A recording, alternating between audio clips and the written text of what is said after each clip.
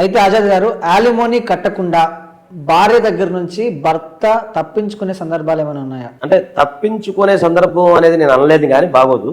కాకపోతే కట్టలేని సందర్భాలు ఉన్నాయి.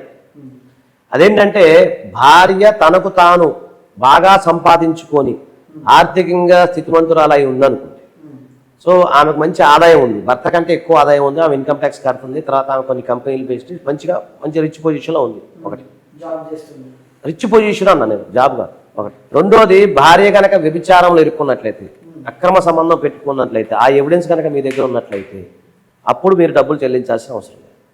అలాగే భార్య మీకంటే ఎక్కువ ఆర్థికంగా అర్థమవుతుందండి, ఎంప్లాయీగా ఉంది, ఆమె ఒక నెలకు 2 లక్షలు 3 లక్షలు 4 లక్షలు వస్తుంది, ఈయనకేం రావట్లేదు, రుజువు చేస్తే మీరు ఎలమని ఇవ్వాల్సిన అవసరం లేదు.